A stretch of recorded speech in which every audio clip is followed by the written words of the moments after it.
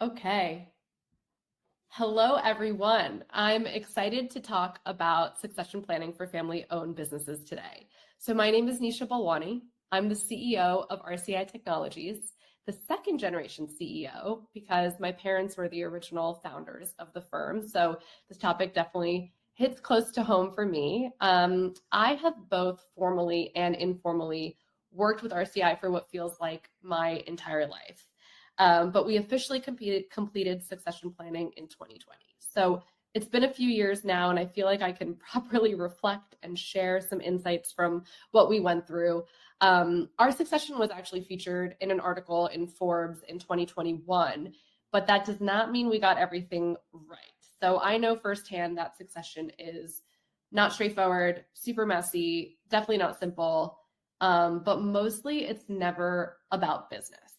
So today I'm going to share my story. Hopefully I'll share with you some insights of what we did right, what we did wrong, what we wish we did. And coming out of this, I really hope to address any fears or challenges you may have going into succession planning, and have real steps on what to do if you are thinking of succession planning, or maybe it's on your radar. But before we get into it, I'd like to give some context on my journey. I think it'll be a helpful context to the whole story.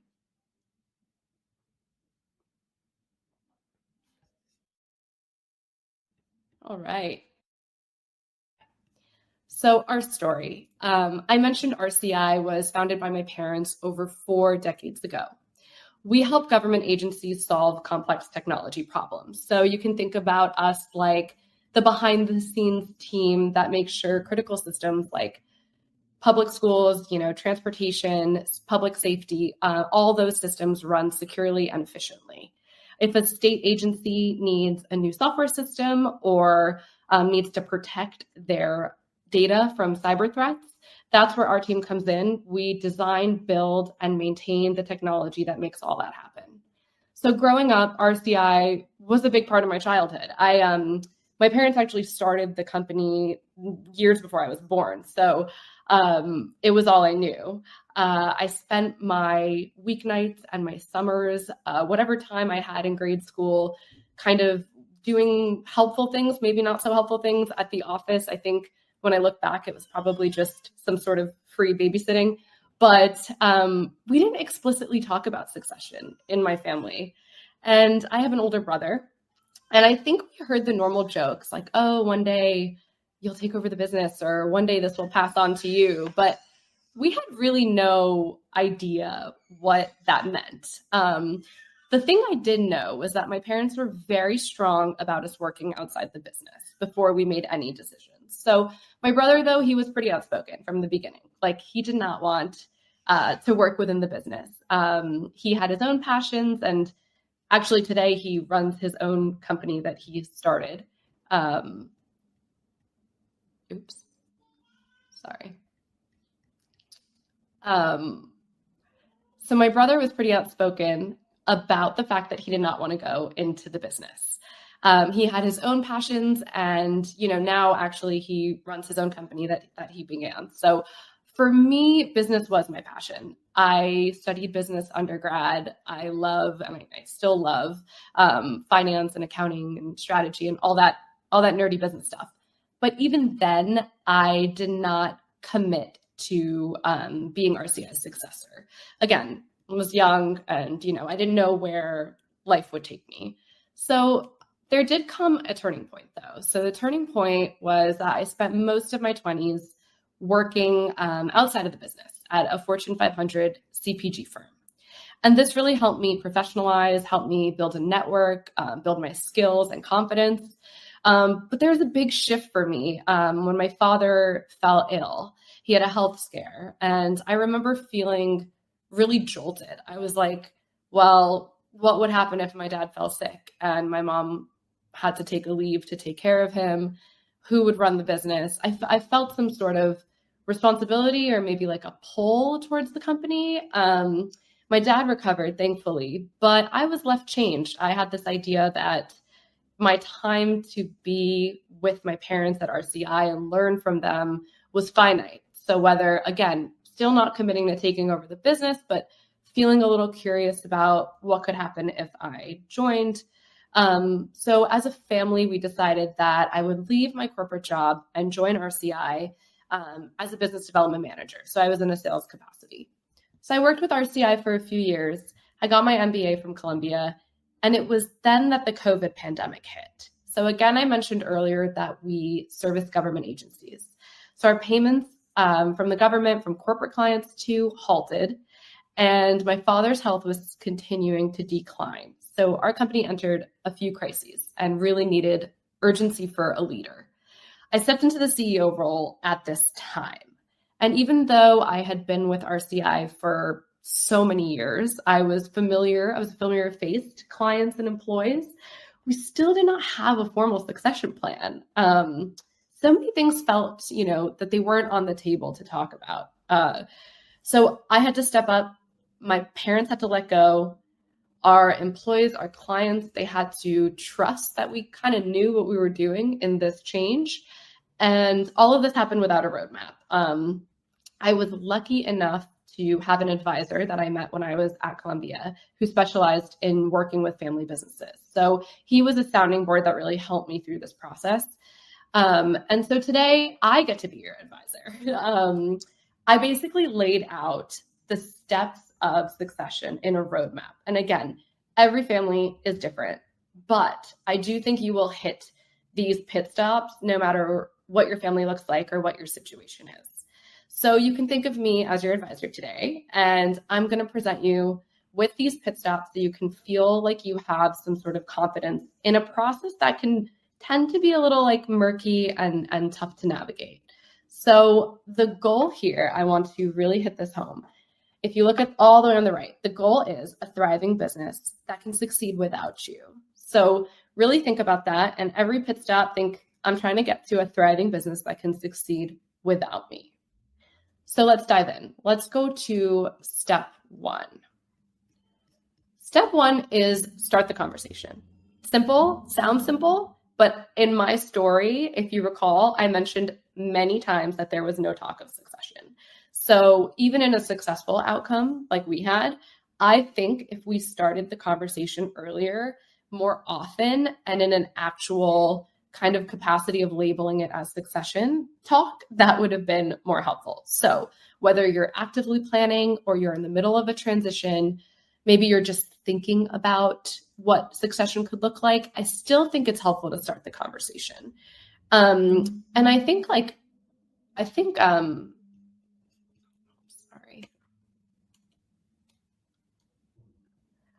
succession is often not talked about because it's very emotional. And you can have a block, it can be a tough conversation to have. I also think a lot of families think they have a lot of time. And that could be until a crisis hits and all of a sudden there's an urgent need for leadership. So what you want to avoid is finding yourself in that situation. So again, my advice, start early, start often, normalize having the conversation, and begin with low stakes conversation. You don't need a full commitment. You don't need a full timeline. I think even the most confident or committed member of your next generation may still feel intimidated by a whole commitment or a whole conversation. And I'll share from my experience. I had worked with RCI for years alongside employees that I knew and trusted and felt really, really connected to. But the idea of taking over was still intimidating. And you might wonder why. Why was it so intimidating from my perspective? But I was involved with so many aspects of the business, but I wasn't brought into the more, let's say, serious discussions. So that's the finances of the company, the financial health, the future direction, any sort of plans, big contracts, conversations with key clients. I don't know if this is an immigrant-founded mentality sometimes to keep these things closer to the chest, which may serve a good purpose in other scenarios. In this scenario, though, this needs to be open conversation. Avoiding these conversations makes it harder for the next generation to step in. It creates this air of mystery or uncertainty that you don't want in succession planning. So again, start the conversation early and often, normalize it, and realize you don't need to have a perfect plan. You don't need full commitment. You do need to start the conversation before a crisis begins. So let's go to pit stop number 2, which is gain buy-in and trust. Let's go to pit stop number 2, which is gain buy-in and trust. So again, one of the really, really great positives of starting the conversation early is the fact that you can use that time to build trust. And this is internally and externally. So building trust takes time and familiarity. You as the founder or owner have had so many years to build trust with your employees and your family and your leadership. But think about the next generation. They can't inherit trust. It must be earned. So the solution is to build familiarity over time. If this is a transition from, let's say, first generation to second, this is the biggest leadership change in your company's history. A lot of people who've worked for you have never worked for anyone else. It really doesn't matter if your business has 10 people or 10,000. People resist change, and change is scary. So be patient, build familiarity with your transition plan, and don't let it come as a full surprise to anyone. So again, this is why having a conversation early and bringing people into the fold of a transition plan is really, really helpful. So I'll share from my experience something that worked well for us. And again, like looking back, it was not intentional at the time, but I think if I could do it over again, I would, advise other people to do this. But I built relationships with RCI employees starting at a young age. So I was at holiday parties, birthday lunches, and that was regardless of whether I worked with the business or not. It was just that RCI's community felt like an extension of, who we were. And when I eventually stepped into leadership, there was already a foundation of trust and familiarity.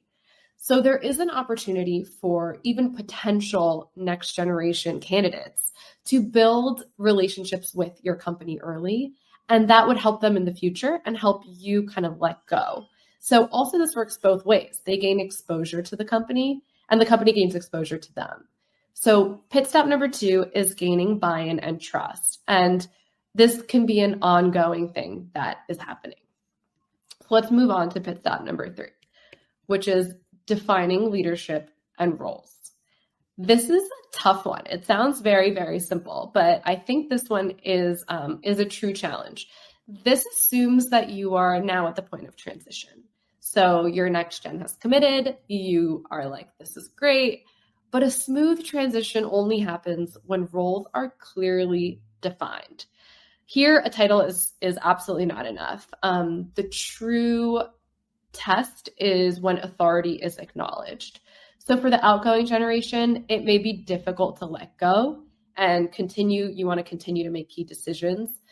But in that scenario, you may actually be handicapping your next generation from evolving into a strong leader.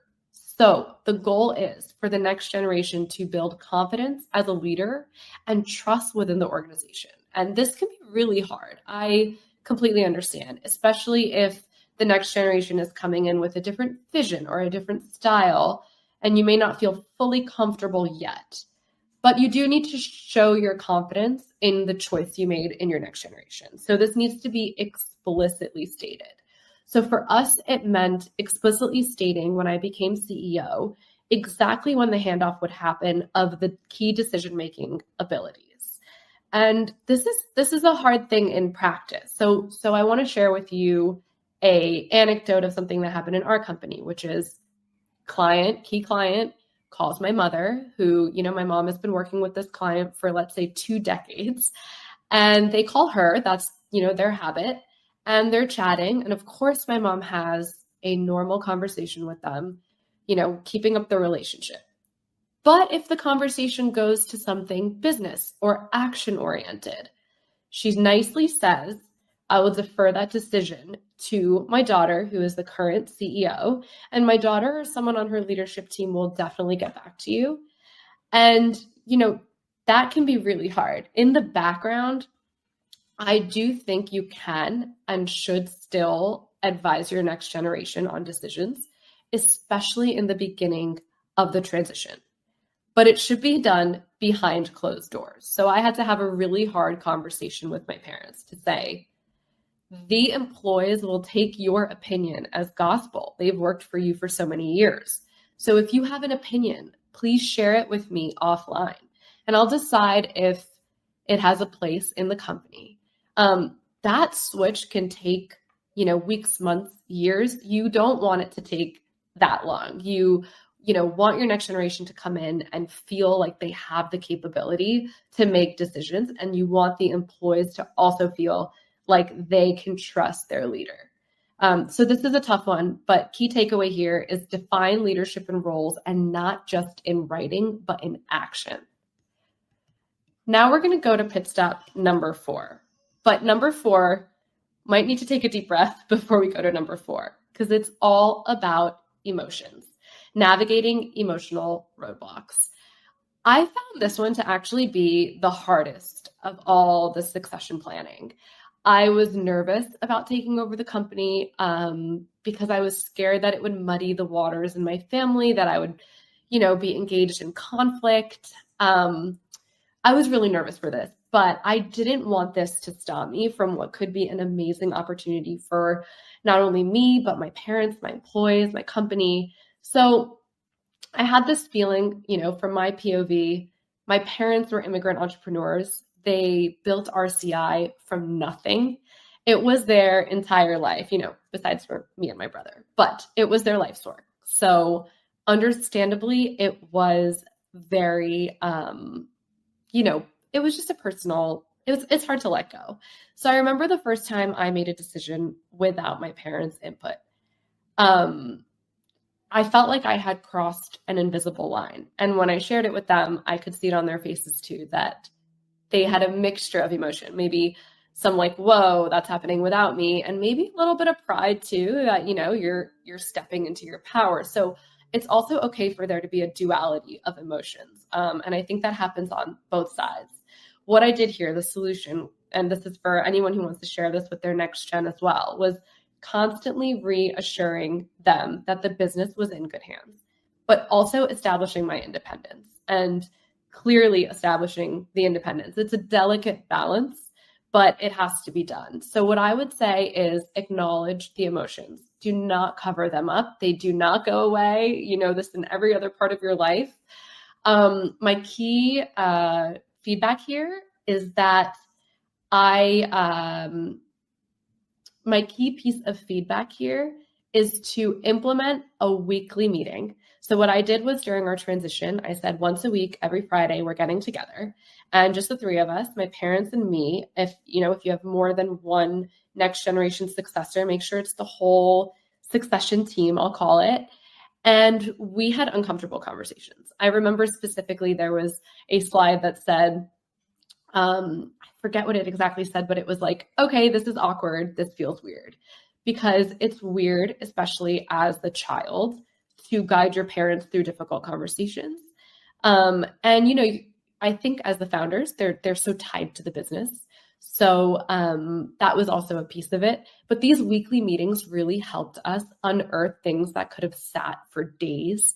And it was just helpful to get things out in the open. So some families, I know from experience, utilize a neutral third party, party who can come in like a coach or an advisor and facilitate these conversations. So that was something we entertained as well, but didn't end up needing. So key takeaway from pit stop number 4 is, if it feels hard, that's because it is. Emotions and feelings are hard, but the longer they sit, the worse it is. So I think just address them head on and know that there are outcomes of success. Like, we had a very successful handoff. After doing these meetings for 3 months, we were like, this is not really necessary anymore. So there is light at the end of the tunnel. And also, speaking of light at the end of the tunnel, we're at the last pit stop. So this one is ongoing. This is innovating while also honoring legacy. This one is so important to your business's success. So again, if you recall, the roadmap's final goal is to ensure that you have a thriving business that succeeds you. This is so important for your business to actually succeed. And I'll share an example from my experience, which is, my parents built RCI, had a strong foundation, great employees, great clients, great relationships, but the industry was changing. I mean, Oh my gosh, that was just 2020. But right now, every industry is rapidly changing. So to stay competitive, we had to modernize. And I will share from our experience that a lot of our work at RCI pre 2020 was in the private sector. And now we've pretty much shifted fully to public sector. That transition was met with a lot of hesitation, but my thesis was that we were spread too thin. We were trying to be too many things to do, too many different people. So when I proposed departing from our private sector work, there was a lot of hesitation. Again, I think I shared in an earlier slide that people resist change. Change happens in your business all the time, but it happens a lot during a leadership change. And, many of our relationships were in the private sector. We had put a lot of eggs in that basket, but I saw a future and I saw an opportunity by making this tough call. It was a hard pill for a lot of people to swallow, but I positioned it as an evolution and not a departure. So the values of our business stayed the same. Our approach simply just changed to adapt to a market that was changing. And that shift now, fast forward a few years, allowed RCI to triple its business with government agencies. We've doubled our revenue and have a strong foothold in cybersecurity. And the goal for you in this chapter is for your business to evolve and thrive in a new era. And it's also just such a great positive for bringing in a fresh pair of eyes from your next generation into the fold. So this will be ongoing. If you make it a few years out of your succession, I think, you'll look at your business and be like, wow, how did that change so much? And there's nerves on both sides, but this really, really can be a successful story. So those are our 5 pit stops. I'm going to share just final destination, amazing, like a thriving business for the future. Some key takeaways here is that succession is a process. It's not an event. That's why I framed it like a roadmap. It's ongoing. And sometimes you may feel yourself going backwards and forwards, but that's okay. Trust is built, not inherited. I spent years, I think, building trust with employees and clients, and I'm sure I still have ways to go. And the last one, emotions over strategy. It is such more of an emotional conversation, and the emotions need to be acknowledged before you can even really jump into the strategy and get into the financials. Do not hide from the emotional part of this. So this is all great. I think, the roadmap should be really helpful, but let's say you're seeing the roadmap and you're like, well, that sounds all good, but, I have some issues. I'm going to try to address the most common roadblocks that I hear when I'm in conversations with people. So the first one, this one I hear all the time. What if my child doesn't want to take over? So this is valid. And I think one of the worst things for business continuity is thrusting someone into a position that they do not desire. But it's also hard for sometimes the next generation to know what they desire. So this is where it's important, I think, to separate just pure business exposure from the commitment of taking over the business. So this is where you don't want to lay it on too hard. You want to maybe just talk about your business, give them some level of exposure to it so they're familiar and comfortable. And, I'll give myself as an example. For me, I grew up around RCI. I've shared my familiarity with it, but still I wasn't always sure I'd return. Before I took over, I had my own career, worked outside the business, got my MBA, founded a startup. I had a lot of different paths that I didn't really know would bring me back to RCI. But those outside perspectives made me a more confident leader when I did eventually return. And it gave me skills I could draw upon when I did. And vice versa, like working within the business those years gave me skills that I used outside of the business. And I'm sure if I didn't return to the business as its successor, I would still feel like those years were valuable to me in the company. So I share all that to say that business exposure cannot hurt your child. So as long as you're not like, you must take over this, this is your legacy. I think just sharing business with them is helpful.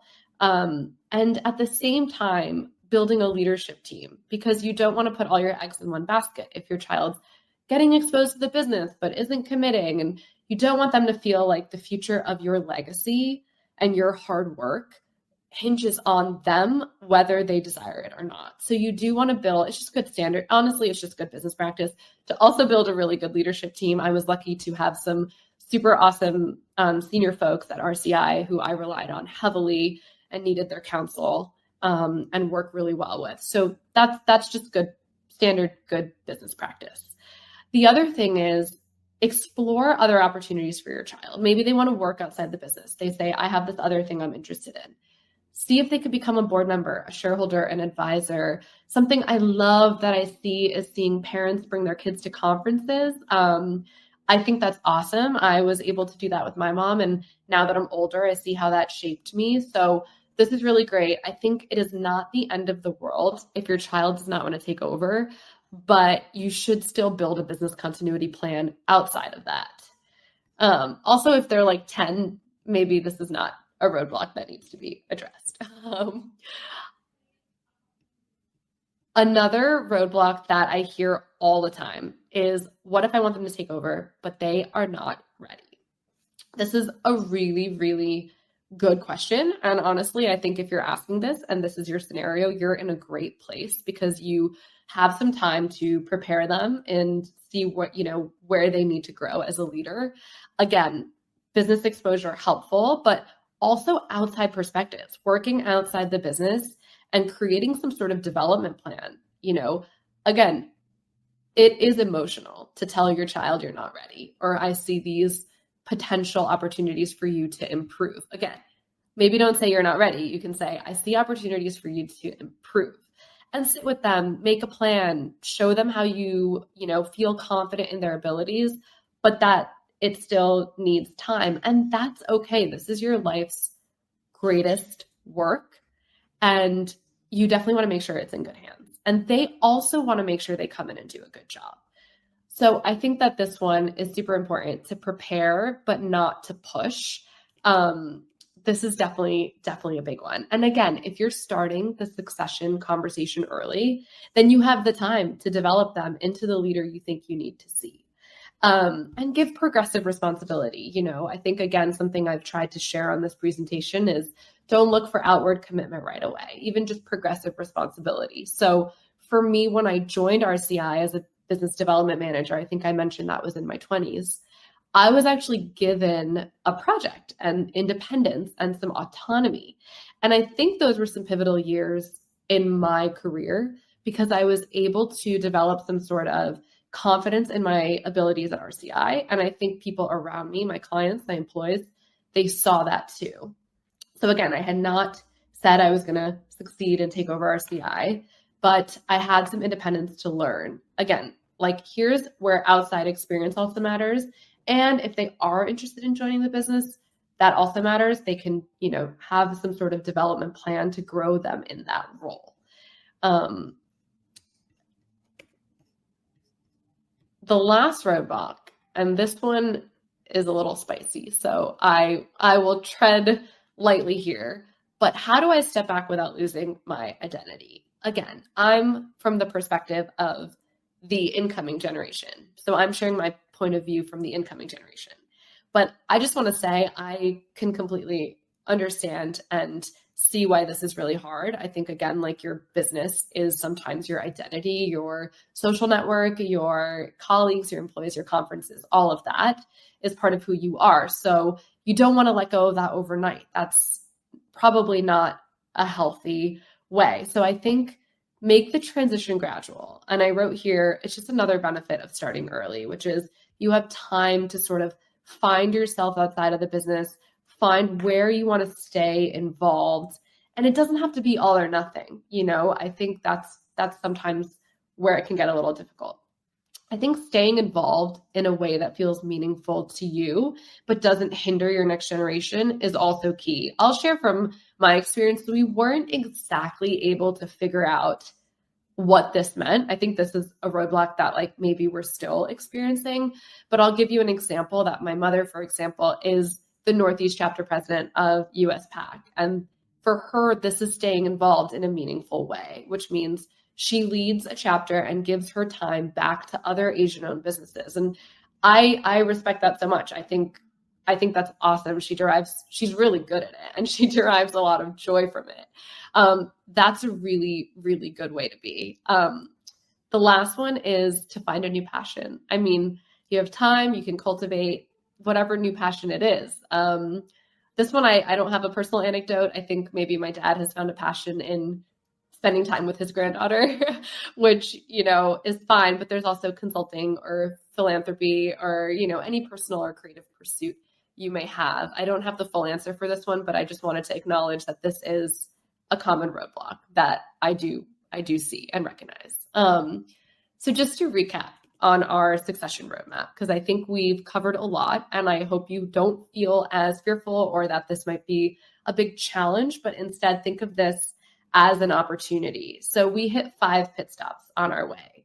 Number 1, we started the conversation early and often. We didn't wait for a perfect time to discuss succession. It doesn't exist.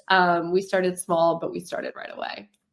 The second pit stop, we gained buy-in. So trust, again, not inherited, not on paper, but earned over time, over familiarity.